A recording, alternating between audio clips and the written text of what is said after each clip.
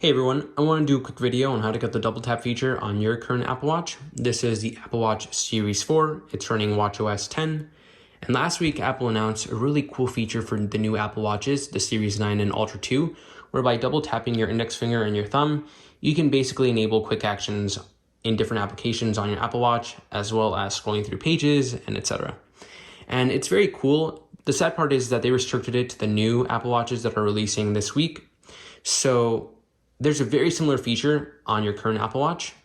By going under settings, many YouTubers and media sources mentioned how if you go under accessibility and you go all the way down to assistive touch and enable this, you can enable something very similar. So by using hand gestures, you can traverse through the pages or settings or options on your Apple Watch. So you can enable this by double clenching, move forward by tapping once, move back by double tapping. You can select something by clenching once. You can also access general settings by double clenching. And as you can see, I can move through this by tapping once, go back by double tapping, and selecting by clenching once. And I go back to the main watch screen. So you can see it's very similar to the new double tap feature, but it's more complex and it takes more time to traverse through pages and settings, and that's not really what the new feature is all about. So if you go and turn this setting completely off, there's another setting under accessibility called quick actions.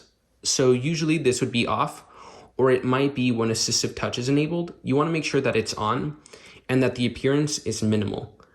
And basically this works very similar to the double tap feature.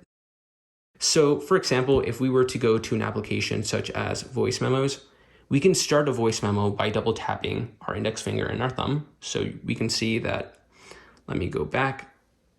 I can start it by double tapping, and you can see it's already recording my voice, and we can go back by double tapping again, and we stop the voice memo. So it's very simple. It works very well with other applications. So here's a quick montage of different applications and how they work. So timer is going off, and you can see there's a blue outline on the X. Double tap to disable the timer. So for alarms, you can see that there's another blue outline under snooze, and by double tapping, you can snooze your alarm.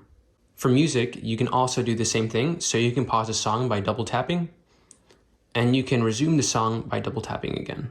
When you get any text, right, you can just close the application by double tapping. When getting calls as well, you can answer by double tapping, and you can also end the call by double tapping again.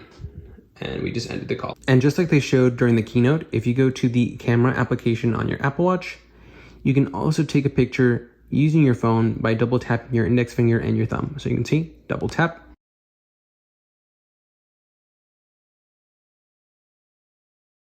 And for all types of notifications you get on your Apple Watch, you can quickly just take them away just by double tapping.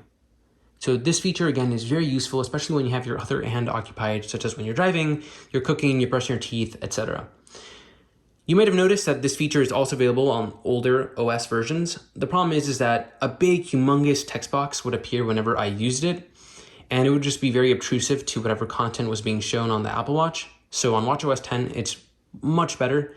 And the one caveat that this feature does not have, that the new upcoming Apple Watches have, is that this feature, you cannot traverse through pages on your homepage or in applications. That is, in the new upcoming Apple Watches, you can basically traverse through the widgets on your home screen or the pages in applications such as in weather.